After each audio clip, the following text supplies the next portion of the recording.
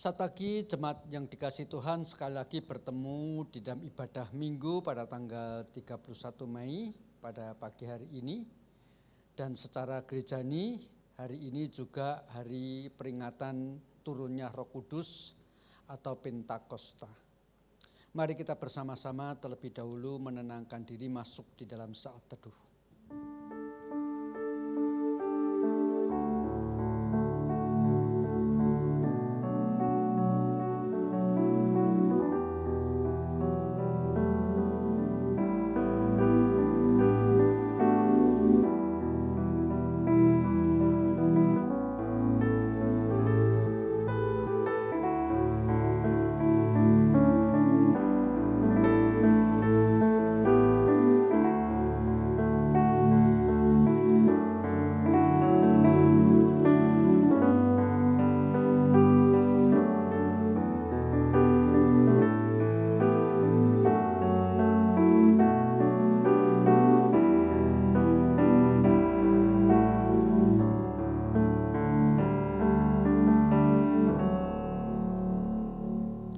Pertolongan kita adalah dalam nama Tuhan yang menjadikan langit dan bumi, yang setia sampai selama-lamanya dan yang tidak meninggalkan pekerjaan tangannya. Turunlah kiranya atas kita sekalian kasih karunia dan damai sejahtera dari Allah Bapa kita dan dari Tuhan kita Yesus Kristus. Amin.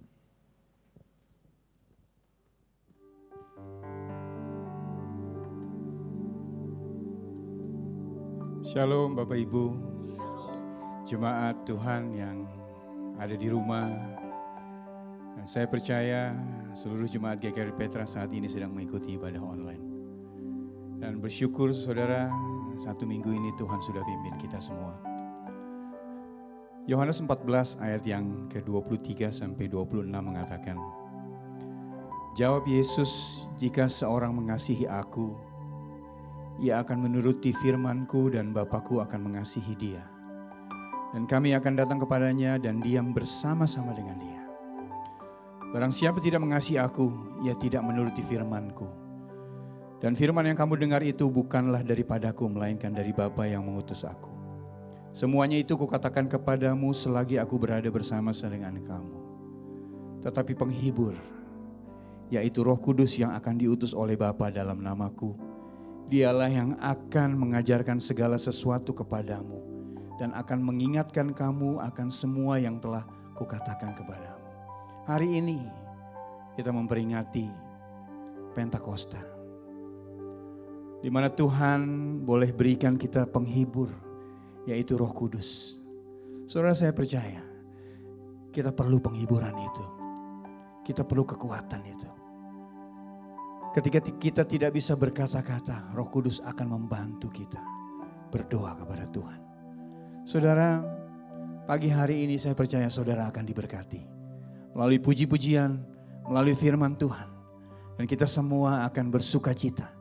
Dan saya percaya ketika ibadah ini selesai, ketika kita menerima berkat yang daripada Tuhan, kita semua mendapatkan berkat yang baru daripada Tuhan. Dan saya percaya berkatnya sama, saudara. Mau saudara di rumah maupun kami dalam rekaman ini, kami percaya Tuhan Yesus akan memberkati saudara dan saya. Haleluya.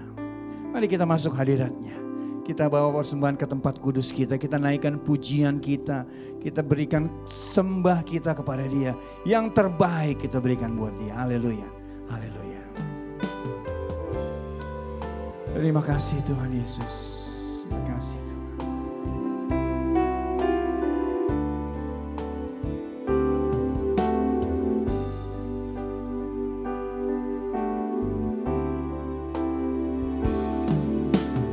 Aku masuk ke hadirat-Mu, bawa persembahan ke tempat kudus-Mu.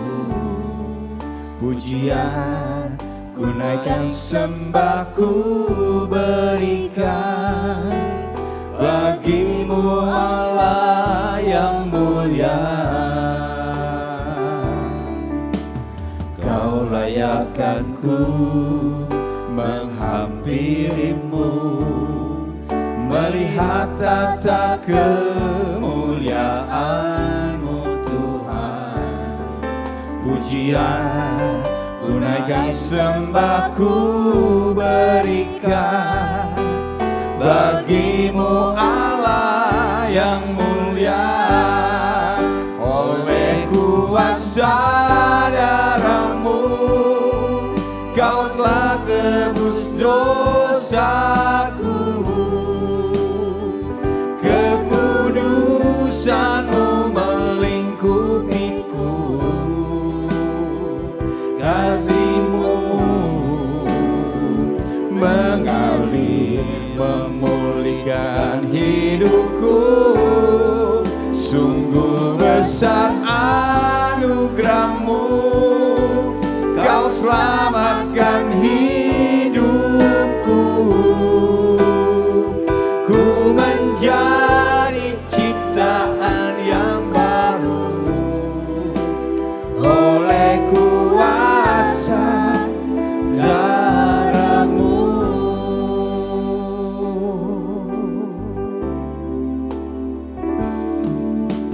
Saat ku masuk ke hadirat-Mu, bawa persembahan ke tempat kudus-Mu. Pujian ku naikkan, sembah ku berikan bagi-Mu Allah yang mulia. Kau layakkan ku menghampiri-Mu, melihat tata kemuliaan-Mu Tuhan. Pujian ku naikkan, sembah ku berikan bagi-Mu Allah yang mulia. Oleh kuasa darah-Mu Kau telah tebus dosaku. Kekudusan-Mu melingkupiku. Kasih-Mu mengalir memulihkan hidupku. Sungguh besar anugerah-Mu, Kau selamatkan hidupku. Ku menjadi ciptaan yang baru oleh kuasa darah-Mu.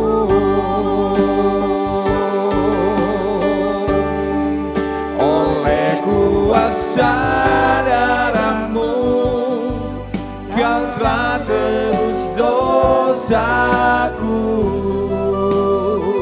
Kekudusan-Mu melingkupiku.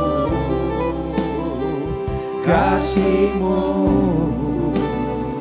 mengalir memulihkan hidupku. Sungguh besar anugerah-Mu, Kau selamatkan hidupku.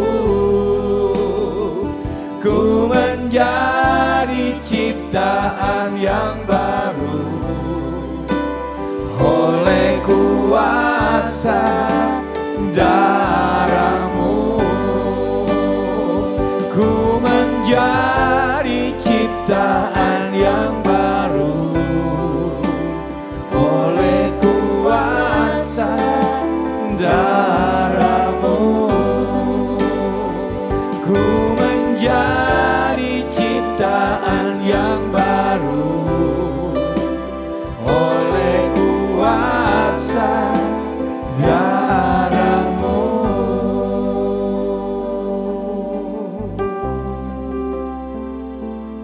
Mari kita berdoa, Bapak. Tak putus-putusnya kami bersyukur, Saudara. Terima kasih Tuhan. Terima kasih untuk kebaikan Tuhan. Ketika kami masuk saat ini dalam ibadah kudusnya Tuhan, Kami rasakan hadirat Tuhan ada bersama-sama dengan kami. Kami percaya Tuhan, 2 atau 3 orang berkumpul dalam nama-Mu. Di situ Tuhan ada. Mungkin kami sedang di rumah saat ini. Bersama dengan keluarga. Bersama dengan istri, suami, anak-anak, orang tua. Kami percaya Tuhan firman-Mu ya dan amin. Dan kami percaya Tuhan ada di sana. Tuhan, ketika kami naikkan pujian ini, kami rasakan bagaimana hadirat Tuhan nyata dalam hidup kami. Ketika kami mengangkat tangan kami, Tuhan menghampiri kami. Terima kasih Tuhan, terima kasih. Karena kami tahu sembah dan syukur hanya bagi-Mu. Tuhan Yesus, kami percaya semua ini akan berlalu. Dan Tuhan akan membuat segala sesuatu indah pada waktunya. Tuhan mau kami supaya kami terus bertahan dan bersabar. Dan bersandar hanya kepada Tuhan. Terima kasih Tuhan. Tuhan, kami percaya ketika kami naikkan pujian nanti. Ketika kami mendengar firman Tuhan. Hati kami boleh diubahkan oleh Tuhan. Yang sakit boleh disembuhkan. Yang khawatir boleh Tuhan hiburkan, Tuhan yakinkan. Kami percaya Tuhan, seperti Tuhan mengatakan, Tuhan akan memberikan penghibur buat kami. Tuhan, terima kasih buat Roh Kudus-Mu. Terima kasih buat pribadi yang sungguh luar biasa yang Tuhan sudah berikan buat kami, ada dalam hati kami, ada dalam hidup kami, senantiasa menyertai kami dari hari ke hari. Setiap kali kami melangkah dalam kehidupan kami, Roh Kudus ada di sana. Terima kasih Tuhan Yesus. Terima kasih. Bahkan ketika kami tidak mengerti sekalipun, Roh Kudus akan memberikan kami pengertian yang luar biasa yang daripada Tuhan. Di mana seringkali kami tidak mengerti Tuhan apa yang terjadi dalam kehidupan kami. Tapi kami percaya, tidak ada satupun kami yang ditinggalkan barang sendirian oleh Tuhan. Engkau Immanuel Tuhan. Terima kasih Tuhan. Tuhan, kami mau serahkan seluruh ibadah ini ke dalam tangan-Mu. Kami mau serahkan setiap yang melayani Tuhan. Semula serahkan seluruh jemaat Tuhan yang ada di rumah. Tuhan, berkati kami semua. Terkhusus Tuhan untuk Pendeta Yung Tik-Yuk yang akan menyampaikan firman-Mu. Tuhan, kami percaya kalau Engkau sudah utus dia, Engkau sudah pilih dia, Engkau juga akan terus dampingi dia. Ya, setiap perkataan yang keluar dari mulutnya boleh berasal daripada Tuhan. Terima kasih Tuhan Yesus. Terima kasih. Terima kasih. Terima kasih. Dan kami percaya kekuatan demi kekuatan Tuhan akan terus berikan buat kami. Terima kasih Tuhan Yesus. Dan apabila ada kuasa gelap roh jahat yang hendak mengganggu ibadah kami hari ini, mengganggu konsentrasi kami hari ini, kami bersahati menolak menghancurkannya dalam nama Tuhan Yesus. Tuhan, kami mau serahkan seluruh rangkaian ibadah kami ke dalam tangan-Mu. Terima kasih Tuhan Yesus. Dalam nama Tuhan Yesus Kristus kami sudah berdoa dan mengucap syukur. Haleluya. Amin. Amin. Saudara, kita mau terus bersuka cita, kita terus mau memuji Tuhan. Karena Roh Allah yang hidup yang senantiasa memenuhi kita. Haleluya.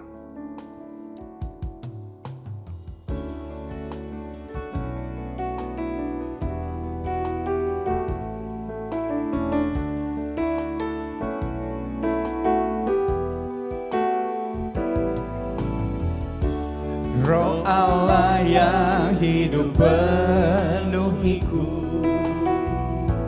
Roh Allah yang hidup pulihkanku. Turunlah urapan ke atasku, membangkitkan kuasa. Katakan Roh Allah yang hidup, Roh Allah yang hidup penuhiku, Roh Allah yang hidup pulihkanku. Turunlah urapan ke atasku, membangkitkan kuasa-Mu, membebaskan hidup yang terbelenggu, memulihkan hati mereka yang terluka, serta mencelikan mata yang buta. Jadikan hidupku alatmu, dipenuhi urapan baru, menyatakan kebesaran kuasa-Mu.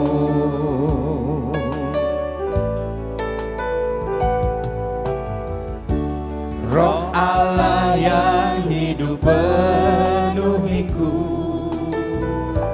Roh Allah yang hidup pulihkanku,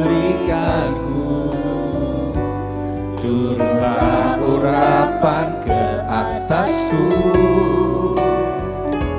membangkitkan kuasa-Mu, membebaskan hidup yang terbelenggu,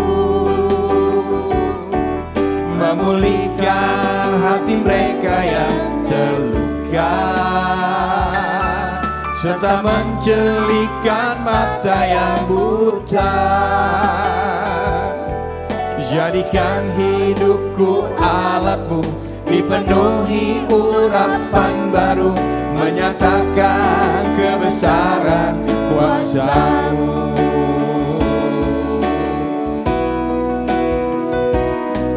Membebaskan hidup yang terbelenggu, memulihkan hati mereka yang terluka, serta mencelikan mata yang buta. Jadikan hidupku alat-Mu, dipenuhi urapan baru, menyatakan kebesaran kuasa-Mu.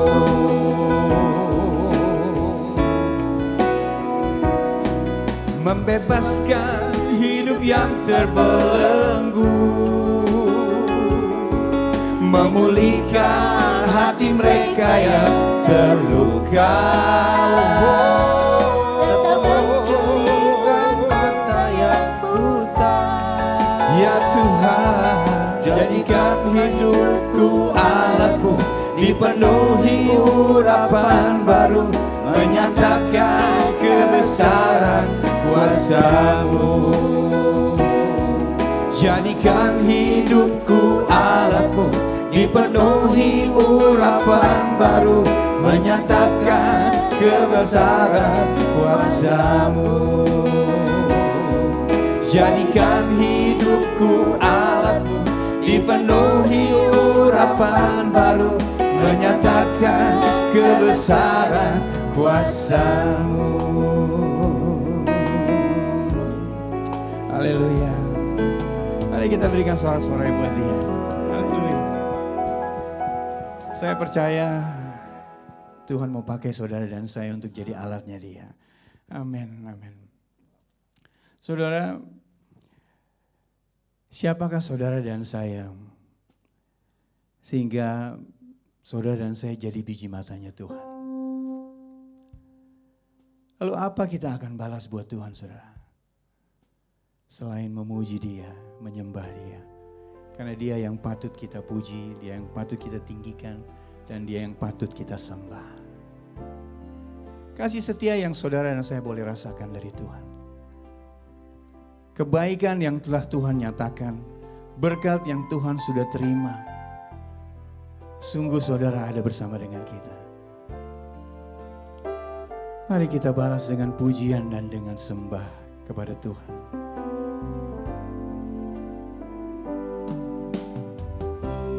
Kasih setia-Mu yang ku rasakan lebih tinggi dari langit biru.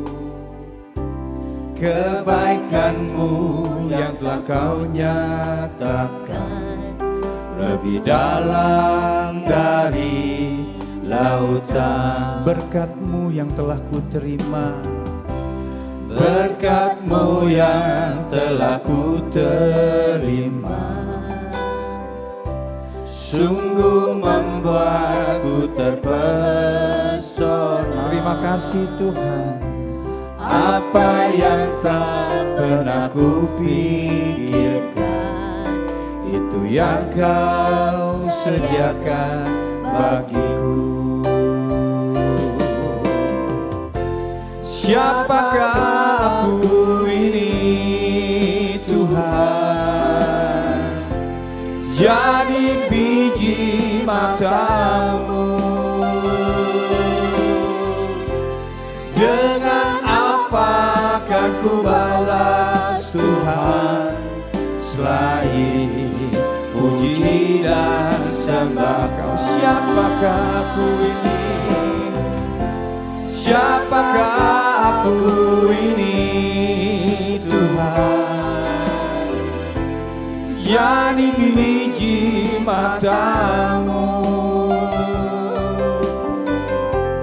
Dengan apa akan ku balas Tuhan, selain puji dan sembah Kau. Saudara, biar musik memainkan lagu ini dalam sikap teduhmu. Mari kita rasakan, mari kita pikirkan kasih setia yang Tuhan sudah berikan buat kita semua. Kebaikan yang Tuhan boleh berikan buat kita. Berkat yang Tuhan berikan buat saudara dan saya. Dalam sikap teduh, mari kita pikirkan semua ini. Seringkali kita mengeluh hanya karena 1-2 persoalan yang seringkali sudah menimpa kita mungkin. Seringkali kita mengeluh atas 1-2 pergumulan yang ada dalam hidup kita. Tapi berapa banyak kebaikan Tuhan, berkat Tuhan yang boleh kita kecap, boleh kita nikmati, boleh kita terima dari Dia. Bahkan apa yang tidak pernah kita pikirkan, tidak pernah dilihat oleh mata, tidak pernah didengar oleh telinga, itu yang Tuhan berikan buat kita semua. Mari kita berdoa saat ini. Kita mau siapkan hati dan pikiran kita untuk terima berkat Tuhan melalui firman-Nya. Terima kasih Tuhan. Terima kasih. Tuhan, kami mau senantiasa bersyukur. Terima kasih Tuhan. Terima kasih Tuhan.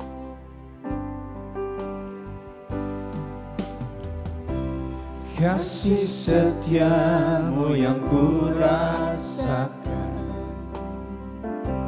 lebih tinggi dari langit biru.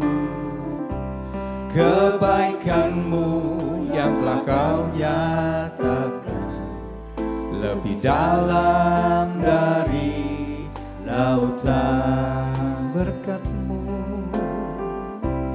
Berkat-Mu yang telah ku terima. Terima kasih Tuhan. Sungguh membuatku terpesona. Apa yang tak pernah ku pikirkan, itu yang Kau sediakan bagiku. Siapakah aku ini Tuhan, jadi biji mata-Mu.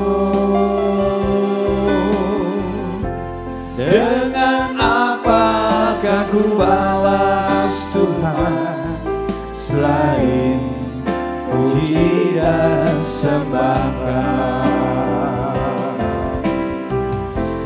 Siapakah aku ini Tuhan? Benar Tuhan, jadi biji mata-Mu. Dengan apa kami akan balas?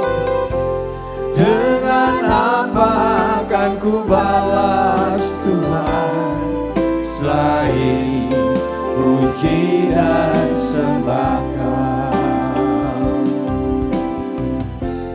Siapakah aku ini Tuhan? benar Tuhan.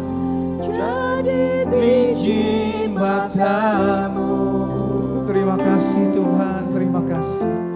Dengan apa kan ku balas Tuhan, selain puji dan sembah Kau.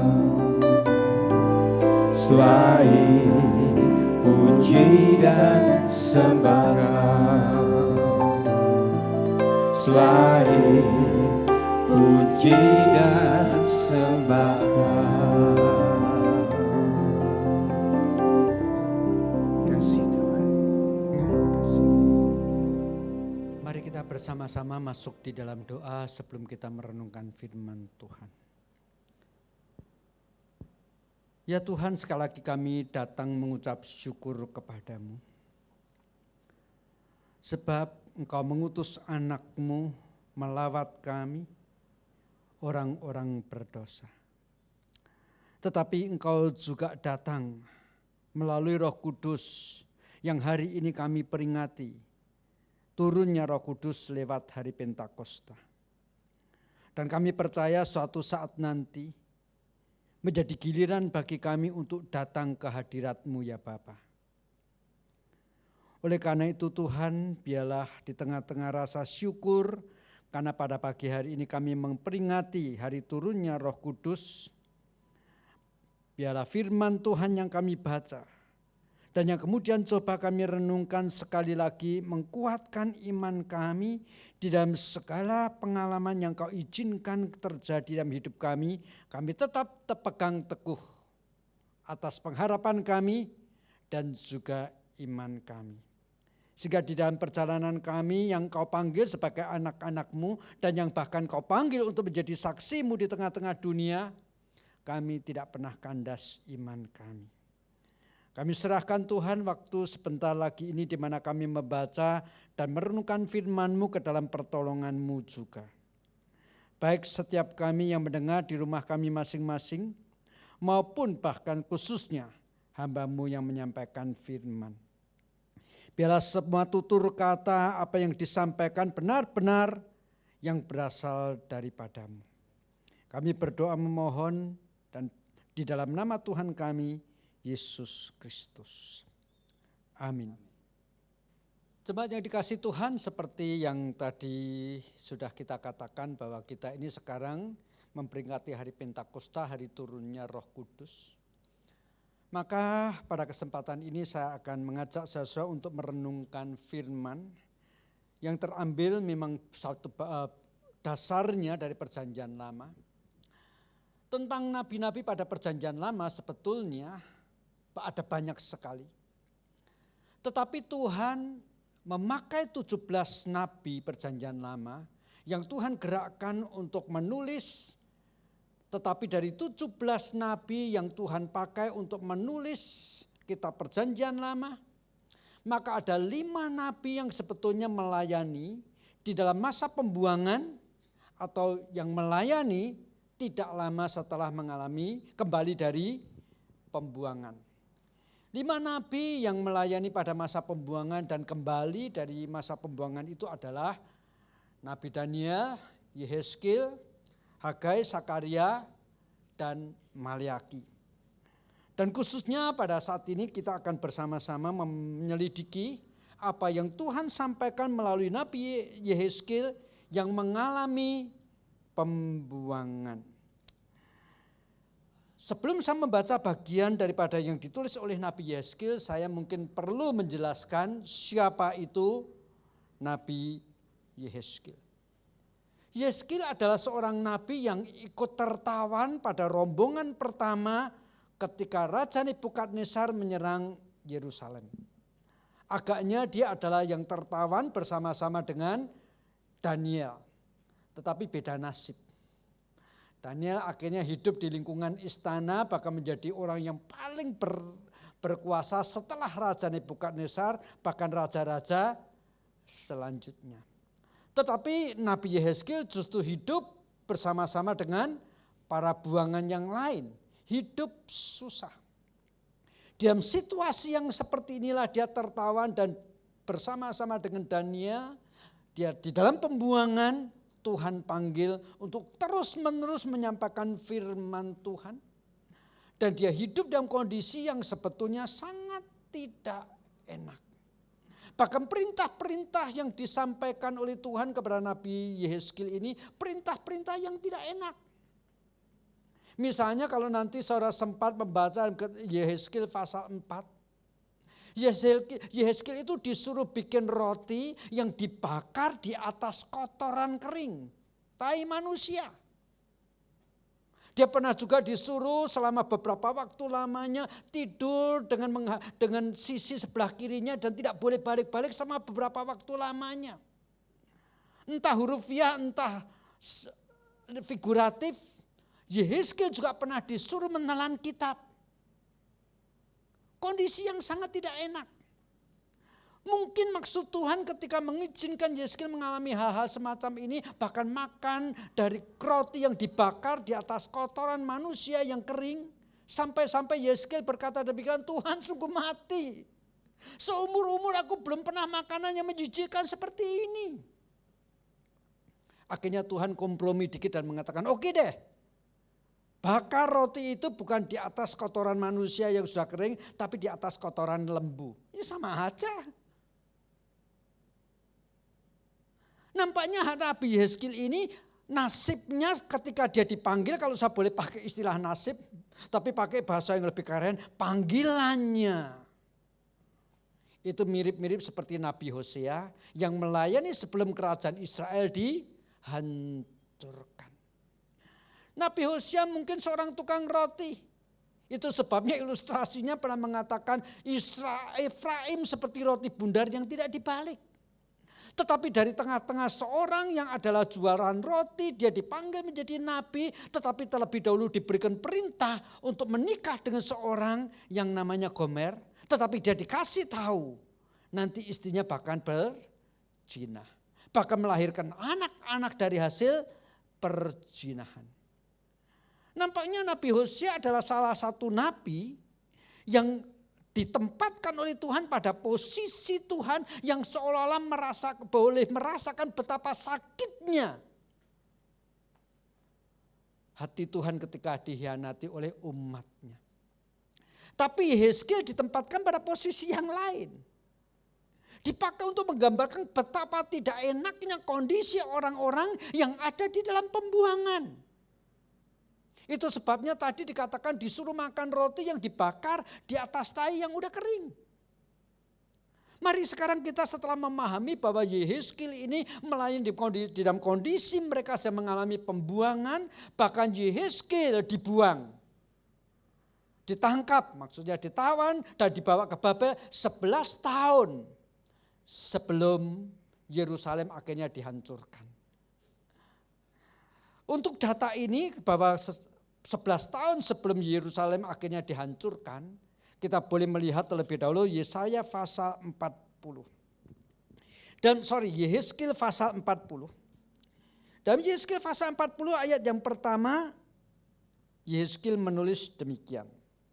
Dalam tahun ke-25 sesudah pembuangan kami, yaitu pada permulaan tahun, pada tanggal 10 bulan itu, dalam tahun ke-14 sesudah kota itu ditaklukkan.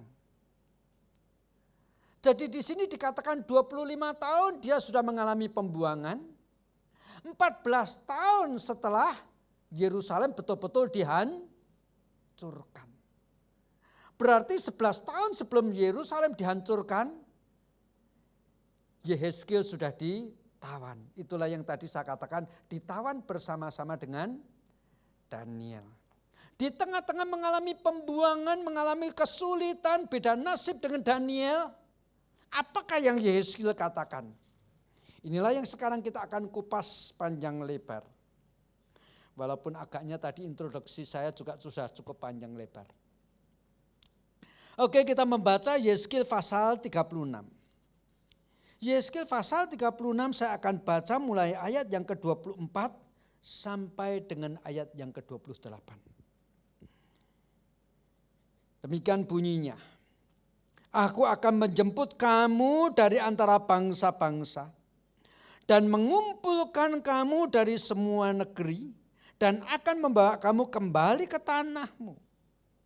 Aku akan mencurahkan kepadamu air jernih yang akan mentahirkan kamu dari segala kenajisanmu dan dari semua berhala-berhalamu. Aku akan mentahirkan kamu.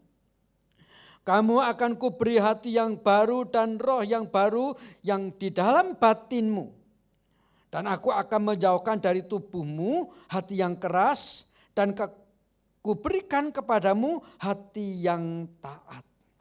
Ayat 27. Rohku akan kuberikan diam di dalam batinmu. Dan aku akan membuat kamu hidup menurut segala ketetapanku dan tetap berpegang pada peraturan-peraturanku dan melakukannya. Dan kamu akan diam di dalam negeri yang telah kuberikan kepada nenek moyangmu, dan kamu akan menjadi umatku dan aku akan menjadi Allahmu. Jadi di tengah-tengah pembuangan, di tengah-tengah Yehezkiel mengalami kesulitan-kesulitan mewakili orang-orang buangan, orang-orang Yahudi pada waktu itu, Yehezkiel mendapatkan firman. Firman yang sekaligus menjadi satu nubuatan. Firman yang sekaligus memberikan kekuatan supaya mereka dalam kesulitan mengalami pembuangan tetap bertahan. Sebab suatu saat Tuhan akan memulihkan mereka, membawakan mereka kembali dari tercerai-berai di seluruh negeri. Bahkan berbagai-bagai negeri. Satu persatu Tuhan bawa mereka kembali kepada tanah perjanjian. Tetapi pada waktu Yehezkiel menyampaikan nubuatan ini, janji Tuhan bahwa suatu saat mereka akan kembali dari pembuangan, dikatakan sebelumnya Tuhan akan terlebih dahulu melakukan suatu pertobatan. Aku akan mentahirkan hatimu, akan membuang jauh-jauh dari hatimu berhala-berhala. Aku akan mencurahkan air jernih kepadamu, kuberikan hati yang baru.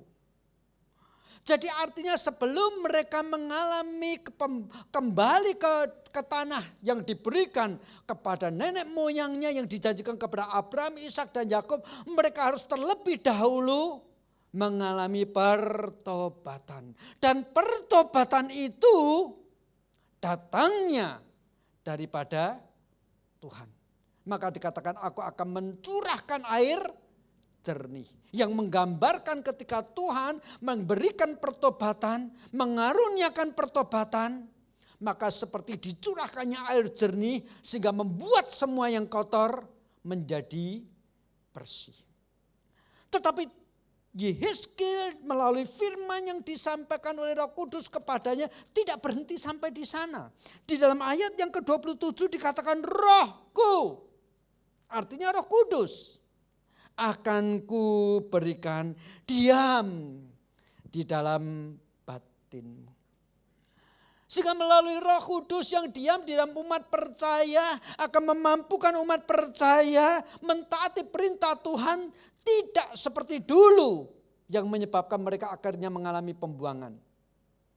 Mereka bisa mampu mentaati firman Tuhan dan kemudian di dalam ayat yang ke-28 dikatakan dan Tuhan akan membawa mereka kembali dari pembuangan ke tanah perjanjian. Tanah yang dikatakan dalam perjanjian lama seringkali dengan istilah yang berlimpah dengan madu dan susunya. Nah, saudara yang kekasih dalam Tuhan Yesus Kristus, memang 70 tahun kemudian setelah orang Israel, orang Yahudi mengalami pembuangan, benar mereka telah kembali dari pembuangan, dibawa oleh Tuhan kembali dari pembuangan, berarti kitab Nabi Yehezkiel yang baru saja kita baca ini sudah digenapi. Betul-betul mereka sudah kembali dari pembuangan. Betul-betul mereka sudah dibawa kembali lagi. Sehingga Yerusalem dipegar kembali. Bait Allah yang sudah hancur bahkan dibangun kembali. Itu sebabnya sampai pada zaman Tuhan Yesus kita mendapat banyak membaca dalam kitab Injil ada bait Allah yang begitu agung. Itu bukti bahwa betul-betul pada masa perjanjian lama apa yang dikatakan oleh Nabi Yehezkiel sudah tergenapi. Tetapi uniknya bukankah akhirnya kita tahu Roh Kudus baru turun pada peristiwa hari Pentakosta. Dengan kata lain berarti apa yang dikatakan oleh Nabi Yehezkiel dalam pasal 36 ini sebagian sudah tergenapi. Tetapi ada sebagian yang belum tergenapi. Dan khususnya bicara Rohku akan kuberikan kepadamu. Itu baru tergenapi pada hari Pentakosta. Itu sebabnya pada waktu Tuhan Yesus berbincang-bincang dengan Nikodemus, ayat ini dipakai oleh Tuhan Yesus untuk menjelaskan tentang apa itu arti kelahiran baru. Mari kita bersama-sama membaca Injil Yohanes pasal yang ketiga, ayat yang ketiga dan ayat yang kelima. Kalimat yang disampaikan oleh Tuhan Yesus kepada Nikodemus ketika Nikodemus bertanya apakah yang harus diperbuat supaya boleh melihat kerajaan Allah. Dalam Injil Yohanes pasal 3 ayat 3 Tuhan Yesus berkata demikian, memberikan jawaban kepada Nikodemus. Yesus menjawab katanya, aku berkata kepadamu sesungguhnya jika seorang tidak dilahirkan, ia tidak dapat melihat kerajaan Allah. Seseorang jika tidak dilahirkan kembali, ia tidak dapat melihat kerajaan Allah. Kata Nikodemus kepadanya, bagaimanakah mungkin seorang dilahirkan kalau ia sudah tua? Dapatkah ia masuk kembali ke dalam rahim ibunya dan dilahirkan lagi?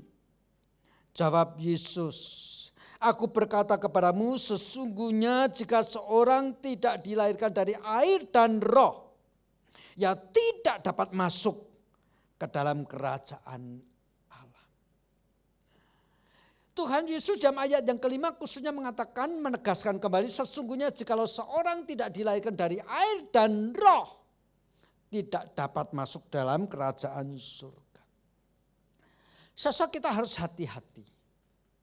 Mungkin bagi kita ketika kita mendengar kalimat Tuhan Yesus yang mengatakan jikalau seseorang tidak dilahirkan dari air dan roh, mungkin seketika pikiran kita lari kepada baptisan gereja. Bahwa seseorang setelah percaya kepada Tuhan harus menerima baptisan yang dilakukan oleh gereja dalam nama Bapa, Anak dan Roh Kudus. Di mana melalui baptisan itu entah diselam dalam air atau dipercik dengan air. Tetapi pokoknya kemungkinan besar, sebagian besar kita berpikir air ini tentang baptisan. Tetapi penafsiran seperti ini saya kira kurang tepat.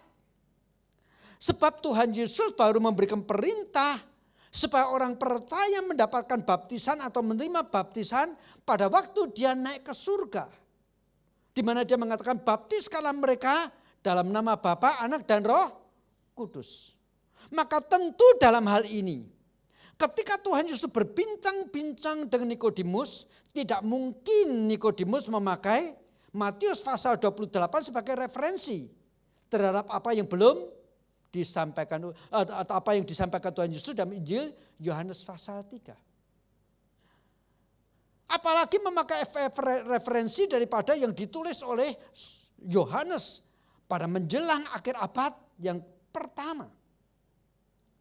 Maka referensi yang dapat dipakai oleh Nikodemus untuk memahami apa yang disampaikan Tuhan Yesus, dan saya percaya Yesus pun memakai referensi kitab suci mereka pada waktu itu. Dan Yehezkiel memang mengatakan, aku akan mencurahkan air jernih.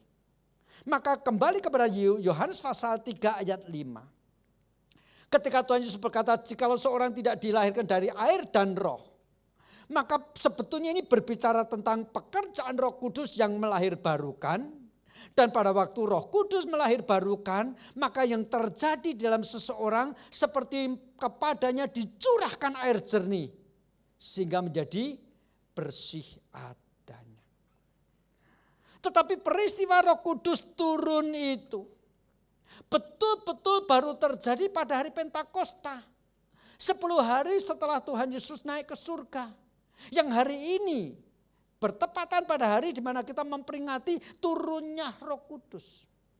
Maka dengan kata lain Yehezkiel pasal 36 tadi mempunyai penggenapan secara bertahap. Penggenapan bahwa bangsa Yahudi yang mengalami pembuangan kembali ke tanah perjanjian itu sudah tergenapi. Tetapi dicurahkannya air jernih, tinggalnya Roh Kudus dalam hati orang percaya baru tergenapi pada hari Pentakosta. Dan memang pada waktu Pentakosta terjadi di mana Roh Kudus dicurahkan, itu orang-orang Yahudi juga dari berbagai negeri berkumpul di Yerusalem. Mari kita baca Kisah Para Rasul pasal yang kedua. Kisah Para Rasul pasal yang kedua ayat yang kelima saya akan baca demikian bunyinya dalam Kisah Para Rasul pasal 2 ayat yang kelima. Pada waktu itu di Yerusalem diam orang-orang Yahudi yang saleh dari segala bangsa di bawah kolong langit. Memang punya orang Yahudi pada waktu itu walaupun setelah kembali dari pembuangan, masih banyak yang sebetulnya pada waktu pembuangan mereka tidak kembali.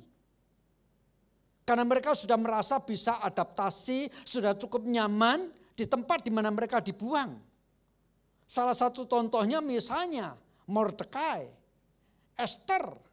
Setelah setelah kembali mereka tidak kembali dari ke tanah negerinya. Maka akhirnya bahkan Esther menjadi permaisuri daripada Raja Ahasveros. Maka demikian juga sampai pada zaman Tuhan Yesus masih banyak orang-orang Yahudi yang terpencar di seluruh negeri. Tetapi masih setia dengan agama Yahudi mereka. Waktu Yesus disalib kita tahu. Ada seorang yang disebut Simon dari Kirene. Itu daerah sekitar Afrika. Kembali ke Yerusalem untuk merayakan Paskah. Mirip kayak orang-orang beragama Islam. Tetapi karena Covid kali ini tidak boleh mudik. Pulang kampung boleh tapi mudik tidak boleh. Gitu ya. Maka demikian juga orang-orang Yahudi pada waktu itu, seperti Simon dari Kirene, datang ke Yerusalem. Dan di dalam Kisah Para Rasul pasal 2 ayat 5 juga dikatakan, berkumpul orang-orang Yahudi dari berbagai tempat. Pada waktu itulah Roh Kudus dicurahkan. Jadi Yeskil pasal 36 tadi digenapi secara hurufiah. Pada waktu mereka kembali dari pembuangan, tetapi kemudian ketika Roh Kudus dicurahkan baru tergenapi pada zaman Tuhan Yesus. Itu sebabnya masih dikutip atau dipakai oleh Tuhan Yesus untuk mengajarkan kepada Nikodemus tentang orang percaya.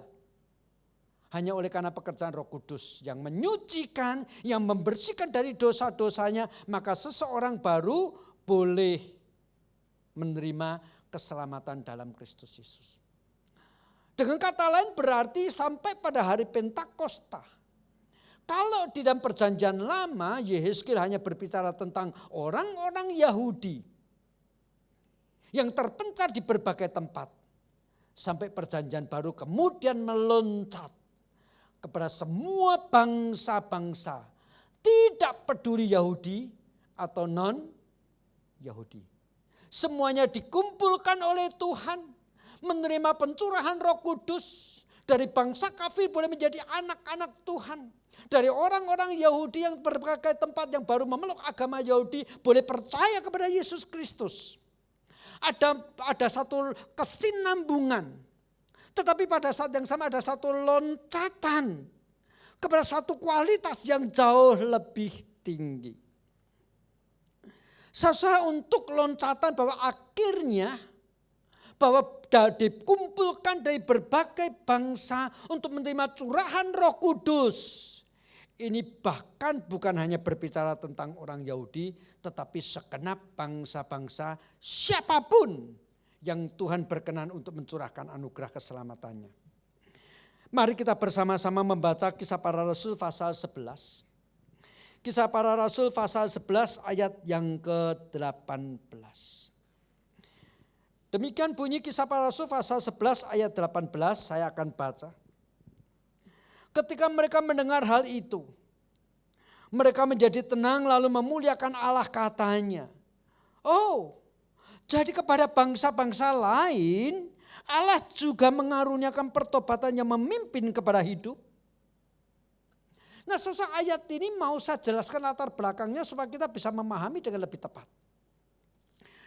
Di dalam pasal 10 Kisah Para Rasul, Petrus mendapatkan penglihatan ketika sedang sembahyang. Yaitu ada kain yang sangat lebar yang turun dari langit, yang keempat ujungnya diikat dan ternyata di dalamnya penuh dengan binatang-binatang yang najis. Dan disuruh untuk memakannya. Petrus sudah barang tentu tidak mau memakannya.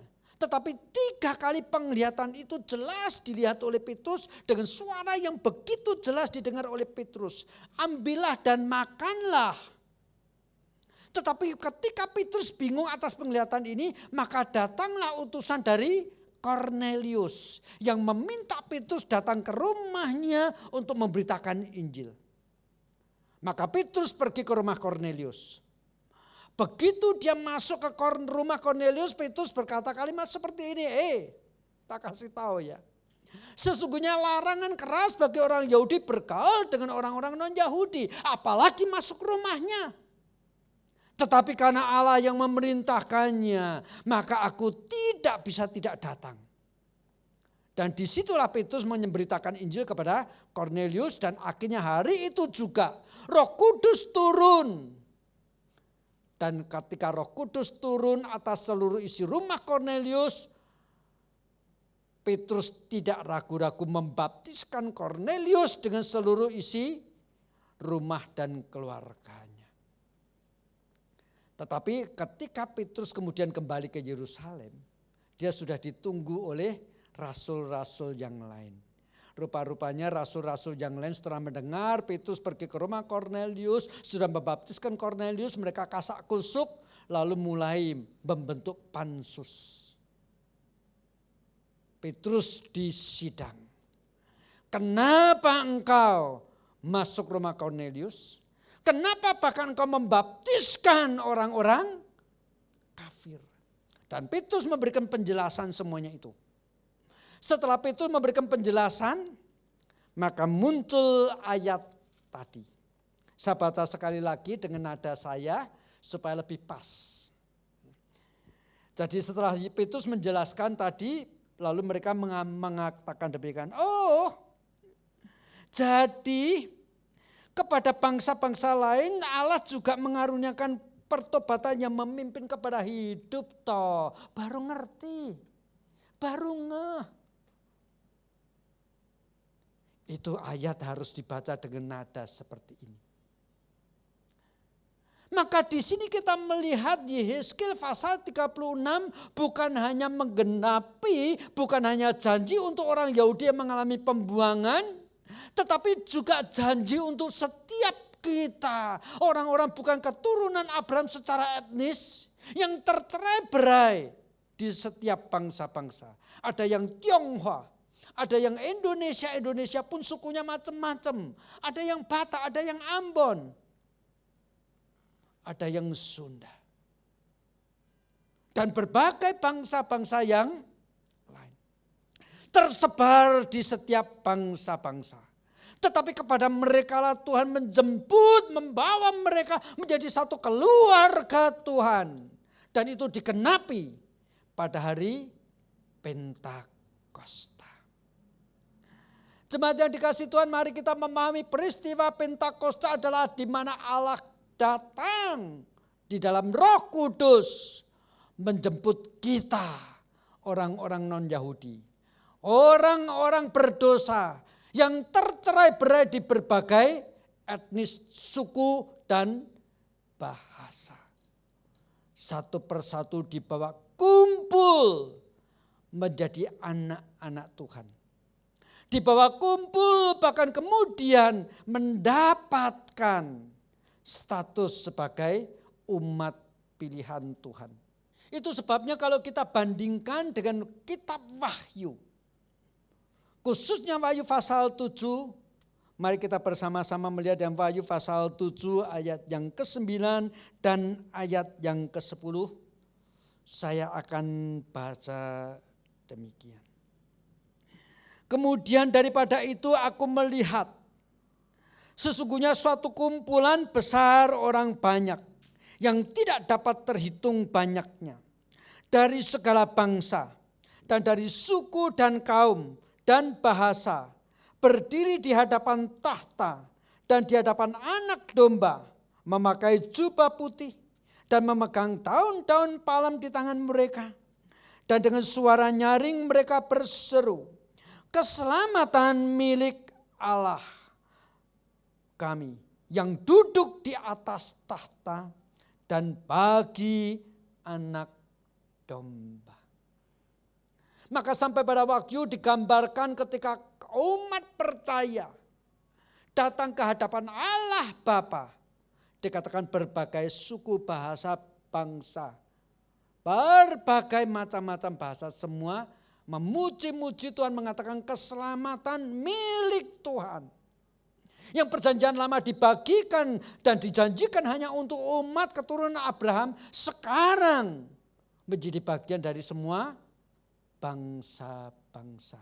Sebab Tuhan yang memilikinya, Tuhan juga yang berhak membagikan kepada siapa Dia mau membagikan. Puji syukur Allah pada perjanjian lama, khususnya Allah Bapa menjanjikan akan mengutus anaknya melawat manusia yang berdosa, melawat planet bumi, melawat orang-orang ciptaannya. Dan di dalam Kristus Yesus, umat pilihan keturunan Abraham secara etnis melihat Kristus Sang Mesias yang diurapi, yang menjadi juru selamat. Tetapi pada zaman perjanjian baru, khususnya setelah Kristus naik ke surga, Bapa mengutus Roh Kudus, dan hari ini kita memperingati dengan satu tema, He comes for us. Roh Kudus datang bukan hanya untuk orang Yahudi justru, tetapi juga untuk setiap kita. Dia datang tinggal di tempat, tinggal di dalam diri kita. Dia datang untuk memanggil kita dari berbagai bangsa untuk menjadi umatnya. Dan kalau kepada bangsa Yahudi yang mengalami pembuangan, mereka kembali ke tanah perjanjian, tanah yang diberikan kepada Abraham, Ishak dan Yakub. Maka kepada kita masih memegang satu janji. Suatu saat tanah perjanjian yang lebih indah daripada Palestina, tanah perjanjian yang lebih indah daripada berlimpah madu dan susu, yaitu kekekalan surgawi. Itulah yang Tuhan akan berikan kepada kita. Dan waktu itu Bapak tidak mengutus siapa-siapa lagi, tetapi Dia yang menanti dalam kekekalan untuk kita datang menghadap Bapa. Kristus datang melawat, menghapus dosa kita. Roh Kudus datang bagi kita, mengumpulkan kita dari berbagai bangsa-bangsa, untuk kemudian kita datang masuk di dalam kekekalan, menyembah Bapa, Anak, dan Roh Kudus. Puji syukur, hari ini kita memperingati Pentakosta dalam kondisi dalam tanda kutip tercerai-berai. Berada di rumah kita masing-masing. Tetapi biarlah Roh Kudus yang ada di dalam hati kita tetap menjaga iman kita, tetap membawa persekutuan kita untuk tetap percaya suatu saat kita akan dibawa kembali kumpul bersama-sama beribadah di Pecenongan, di gedung Penin lantai 7 untuk beribadah bersama-sama seperti Tuhan membawa orang-orang Yahudi kembali dari pembuangan. Tetapi pengharapan yang lebih banyak, yang lebih besar, yang lebih mulia daripada bisa beribadah secara fisik, berkumpul bersama-sama adalah ibadah kekal di dalam surga nanti. Kiranya firman Tuhan menolong kita mampu melihat di tengah-tengah situasi seperti apapun, sesungguhnya karunia, janji-janji Tuhan yang satu persatu tergenapi, tidak ada yang tidak luar biasa untuk setiap kita. Amin. Mari kita bersama-sama masuk di dalam doa. Tuhan Bapa kami yang di surga, kami mengucap syukur. Bangsa Yahudi yang tercerai-berai, yang hidup sangat tidak enak, yang digambarkan melalui kehidupan Yehezkiel yang begitu harus menjalani hal yang aneh-aneh. Bahkan yang menjijikkan, makan roti yang dibakar di atas kotoran yang kering, tidur di sebelah sisi dan tidak boleh berbalik selama beberapa waktu. Tetapi itu semua gambaran ketidakenakan selama orang Yahudi mengalami pembuangan dan Engkau menjanjikan ada pemulihan. Hari ini Tuhan, kalau kami mau mencoba mengaplikasikan atau kami mau mencoba menganalogikan, keadaan kami mirip seperti orang Yahudi yang mengalami pembuangan. Kami tidak yakin apakah semuanya ini Engkau izinkan terjadi karena dosa-dosa kami. Tetapi tetap adalah waktu yang baik bagi kami. Sebelum kami dapat beribadah secara physically seperti waktu-waktu yang lampau. Sebelum kami dapat lagi beribadah di gereja kami seperti tahun lalu, ada baiknya kami menguji diri. Ada baiknya kami datang kepadamu satu persatu mohon pengampunan dosa. Dan kami percaya ya Tuhan suatu saat, oleh karena kemurahan-Mu kami boleh berhimpun, bersekutu bersama-sama seperti dulu. Bahkan kami mengucap syukur kami diingatkan. Ada ibadah yang lebih tinggi. Ada satu janji yang belum tergenapi, tapi kami percaya suatu saat akan menjadi bagian kami. Tanah perjanjian kekal. Tempat di mana kami boleh bersama-sama dengan Engkau. Tempat di mana lautan tidak bergelora lagi. Tempat di mana tidak ada air mata, tidak ada sakit penyakit. Di tempat itulah kami akan beribadah bersama-sama dengan seluruh bangsa dari berbagai negeri yang Engkau jemput ini, yang Kau kumpulkan. Tuhan terima kasih, Roh Kudus-Mu sudah datang memungkinkan kami orang-orang non-Yahudi boleh menjadi himpunan umat-umat percaya. Terima kasih Engkau datang bagi kami di dalam Roh Kudus, bahkan Roh Kudus tinggal dalam diri kami untuk terus menolong kami menjadi anak-anak-Mu yang setia sampai akhir. Dalam nama Kristus Yesus kami berdoa. Amin. Jemaat yang dikasihi Tuhan, sebelum kita mengikrarkan pengakuan iman rasuli, kita terlebih dahulu akan mendengar kesaksian pujian yang akan disampaikan oleh kaum Bapak.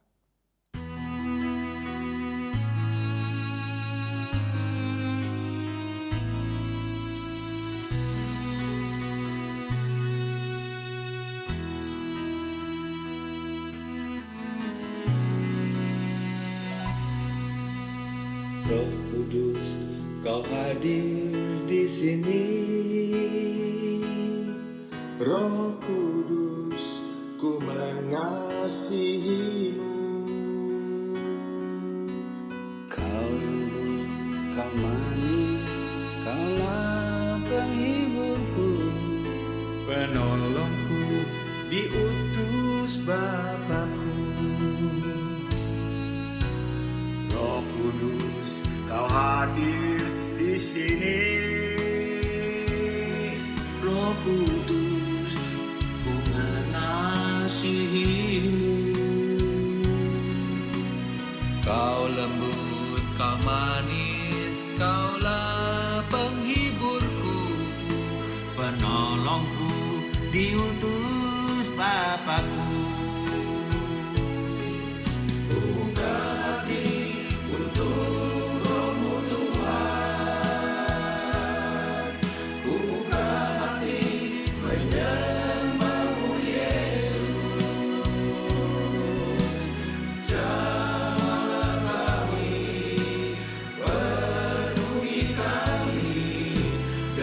kuasa Allah Maha Tinggi.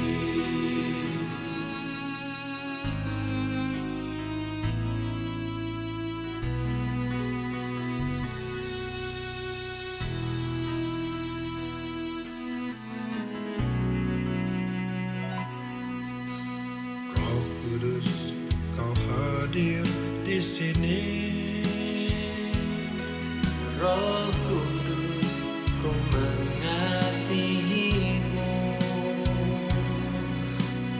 Kau lembut, Kau manis, Kaulah penghiburku, penolongku, diutus Bapakku. Ku buka hati untuk Roh-Mu Tuhan. Ku buka hati menyembah-Mu Yesus. Jamah kami, penuhi kami dengan kuasa Allah Maha Tinggi.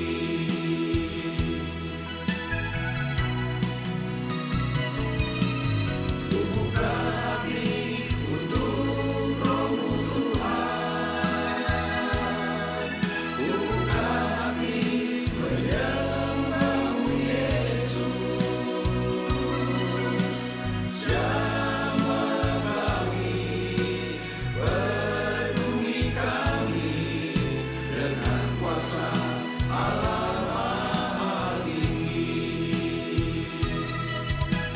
Jamahlah kami, penuhi kami dengan kuasa Allah Maha Tinggi. Jamahlah kami, penuhi kami dengan kuasa Allah Maha Tinggi.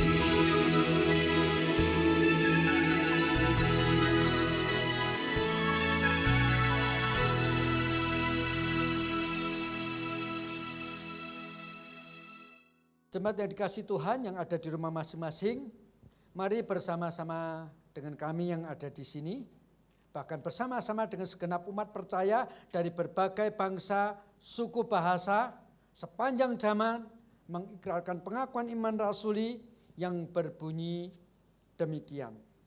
Aku percaya kepada Allah, Bapa yang Maha Kuasa, Kalib langit dan bumi, dan kepada Yesus Kristus anaknya yang tunggal Tuhan kita, yang dikandung daripada Roh Kudus, lahir dari anak darah Maria, yang menderita di bawah pemerintahan Pontius Pilatus, disalibkan, mati dan dikuburkan, turun ke dalam kerajaan maut, dan pada hari yang ketiga bangkit pula dari antara orang mati, naik ke surga, duduk di sebelah kanan Allah Bapa, Bapa yang Maha Kuasa, dan akan datang dari sana untuk menghakimi orang yang hidup dan yang mati.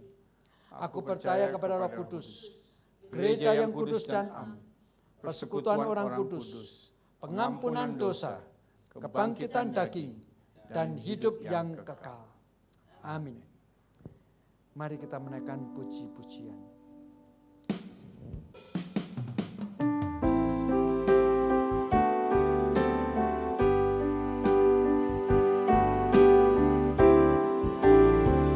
Sebab Kau layak terima pujian, sebab Kau layak terima pujian, sebab Kau layak ku agungkan Yesus, Raja di atas segala raja.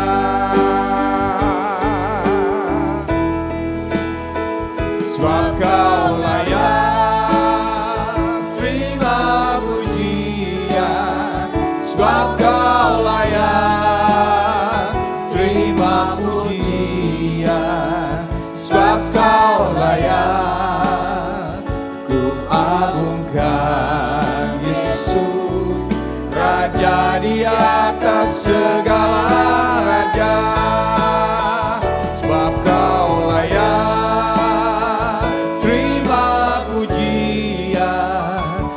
sebab Kau layak terima pujian, sebab Kau layak ku agungkan. Yesus Raja di atas segala raja, Raja di atas segala raja, Raja di atas segala raja.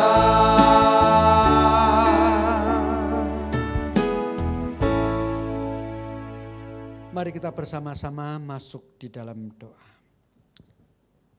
Ya Bapa, sekali lagi kami datang dan berdoa kepadamu. Ketika bangsa Yahudi, umat pilihanmu pada perjanjian lama, Engkau izinkan mengalami pembuangan dalam kesulitan-kesulitan seperti itu. Engkau tetap mengutus para nabi. Dan bahkan melalui nabi-nabi Engkau memberikan janji supaya mereka dikuatkan setia memegang iman mereka. Demikian juga kami percaya ya Tuhan. Sekarang ini dengan segala keadaan yang Kau izinkan kami alami sekarang ini. Bahkan khususnya ketika hampir 2 bulan kami terus tidak mungkin sebagai sesama saudara seiman yang beribadah di GKRI Petra berketemu satu dengan yang lain. Kami percaya Engkau tetap menguatkan kami. Melalui doa-doa kami setiap hari, melalui sapaan gembala sidang, lewat ringkasan-ringkasan perenungan, melalui pendalaman Alkitab, juga melalui kebaktian-kebaktian online seperti ini, kami percaya Engkau tetap menguatkan kami. Menjaga iman kami, setia sebagai domba-domba-Mu. Kami mengucap syukur jikalau Engkau telah mengutus Roh-Mu yang kudus datang bagi kami. Sehingga kami boleh menjadi anak-anak-Mu. Bahkan melalui Roh Kudus yang datang kepada kami, kami mampu beriman, mampu percaya, dan dimungkinkan menerima anugerah keselamatan dalam Kristus Yesus. Maka kami pun percaya. Jikalau keselamatan yang Kau bayar mahal melalui pengorbanan anak-Mu yang tunggal di atas kayu salib. Maka kami percaya hal-hal yang jauh lebih kecil daripada itu Engkau tidak akan sayangkan untuk diberikan kepada kami. Oleh karena itu Tuhan, pada pagi hari ini hamba-Mu berdoa untuk setiap jemaat GKRI Petra. Dengan segala kebutuhan-kebutuhan, dengan segala pergumulan-pergumulan yang Kau izinkan terjadi.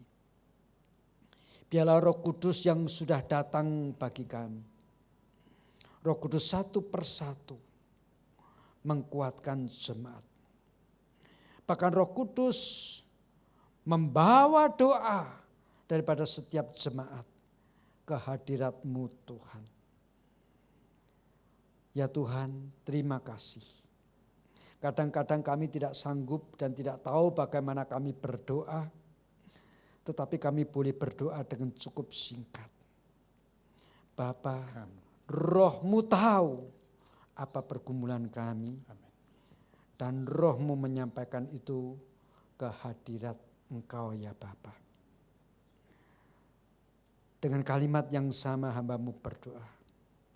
Tuhan, Roh yang sudah datang bagi kami, Roh Kudus, tahu setiap jemaat satu persatu.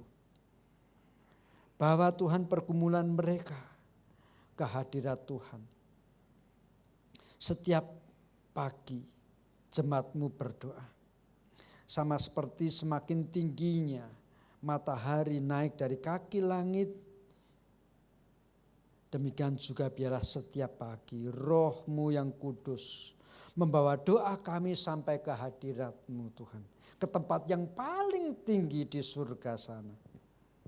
Dan pada saat yang sama, limpahan curahan berkat-Mu turun atas setiap kami. Tuhan, ini doa hamba-Mu. Bahkan doa setiap jemaat-Mu yang ada di rumah masing-masing. Oleh karena itu dengan rasa syukur, bahwa Tuhan sudah mengutus anaknya.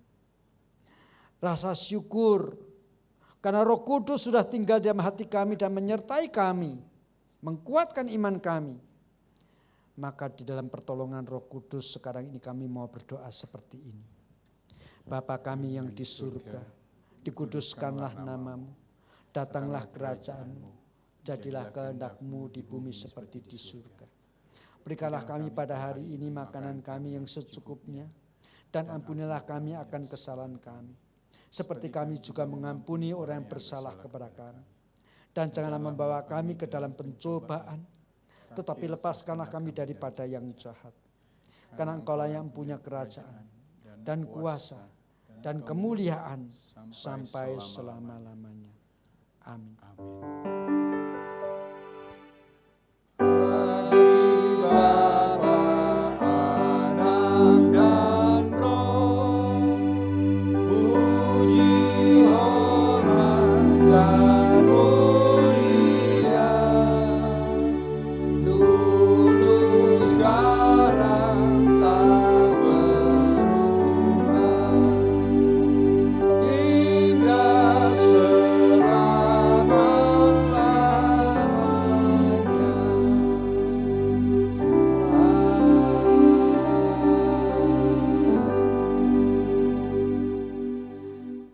Jemaat yang dikasihi Tuhan, terimalah berkat Tuhan.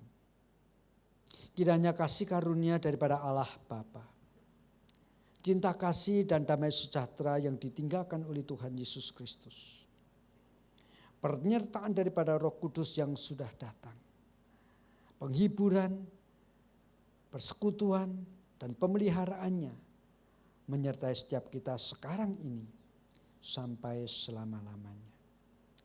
Amin.